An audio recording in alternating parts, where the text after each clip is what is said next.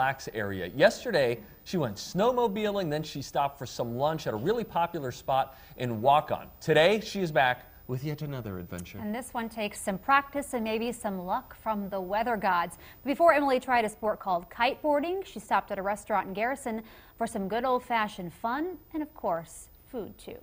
The White Club has been a staple in Garrison since 1935, but it hasn't always been a restaurant. It was a drive-in at one time. It was an all-inclusive resort here at one time with a motel behind. The White Club is still known for its entertainment.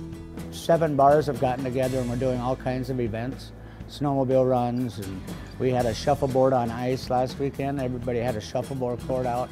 So there's always something going on in the whole area. I'm new to ice shuffleboard, but not for long. I'm always up for a challenge. All right, Brian, so what's the deal with this ice shuffleboard? What do I need to know?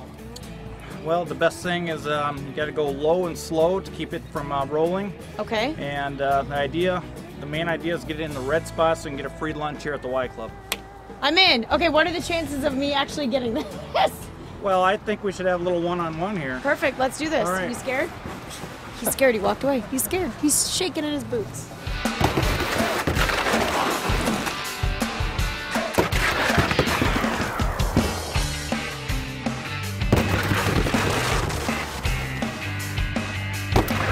Our little competition is neck and neck, and after a tie, we go one more round.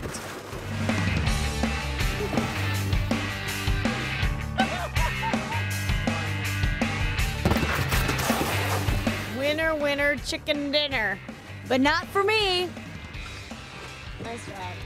Come on inside, we got some hazelnut walleye for you. The food will warm you up on a cold day, and so will the hospitality. And if you aren't family, you'll feel like it after one stop here. It's time to get bundled up because this has been great learning all about the history, but now it's time for me to go outside, and today I'm tackling kiteboarding.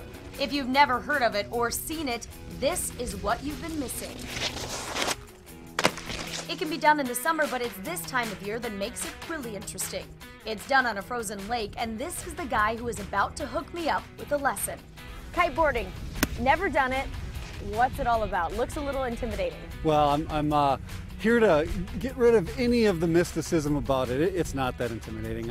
Once you learn how to do it, kind of like skiing, cross-country skiing, snowmobiling, learning to drive a car, once you figure it out, it's not that bad. Well, you see a lot of people doing the crazy stunts, the flips, and I know you can do all that, but you're saying that you really don't have to do that. In fact, most people don't. Most people are really just into the cruising side of the sport, sailing, just going back and forth. It doesn't have to be a radical X-game endeavor. You don't have to think that you're, in your young teens or early 20s. It's for all ages, both genders, and really it is for everybody. Kiteboarding is weather dependent. You have to have wind to make it work.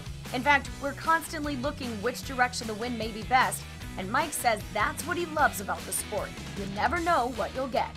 Now he's a pro, he can do tricks, and he and his crew are really fun to watch. You can use skis, snowboards, and even skates. Once you get good, you use a very large kite. For me, we bring it down a notch to make sure we're safe.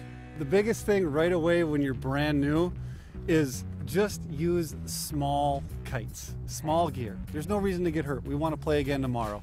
Pull back to turn left, pull right to turn right. The first lesson is really getting to know the feel of the kite and of course the wind, which can be tricky. Now the wind is kind of down here. When you're flying the kite off on the edge, there's a lot less power over there. Okay. So you can use the entire wind window from all the way over there, that's like 20 meters, okay, all the way around to that side. Left and right. Uh-oh. Are you okay? It's a little icier over here than I thought. Mike works with me so I can get the arm movements like we're drawing figure eights in the sky. And we're going to work on bigger figure eights. Pull right, hard right. Keep going, keep going. Hard right. We didn't advance enough for me to look cool, but boy did we have fun. And the coolest part is it's all done on a very large and very frozen Mille Lacs Lake. I'm getting there though. I'm not as bad as I thought I'd be. No, you're not bad at all. Okay, so you just need a little time. Are you willing to let me come back for a couple more lessons? Anytime you want, Emily. And that's how you do the lake. That looks so cool. It's fun. really cool, and I will tell you that there wasn't a lot of snow. And so once you get going, and I literally saw, I hit the patch of ice. How'd I thought, you feel? whoa, felt great. Because I know you with an iced over lake, that's not a natural for you to be Stand out out there. there for you. It is severe anxiety. Andrea, my photographer, is amazing because she had to literally talk me down from a ledge so the ice was heaving. It was starting to get a little bit warmer there, and that's what Mille Lacs, that lake, is known for, is just kind of doing that.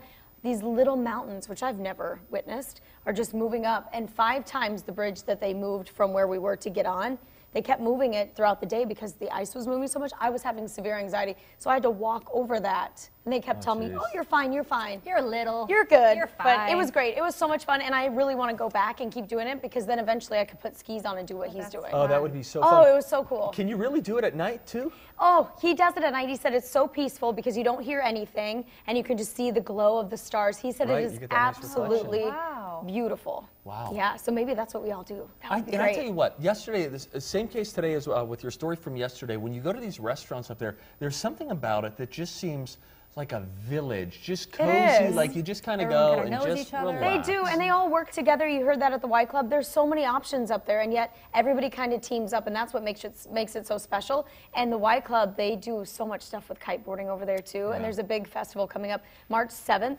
through the 9th, and it's around like 1,500 people come up for this, 70 competitors. Everybody fills the lake. They all go eat afterward and hang out. So we have all the information on our website, of course, for that. And the adventures continue tomorrow. Okay, so we just talked about the anxiety of getting on the love lake. this. I walked. Oh no, tomorrow you see me driving to get out where we're going because I do a little ice fishing, something I've never done. Good job, Em. Oh, I You can see love I'm working really hard right there as Yeah. I'm ice fishing, laying on a bed.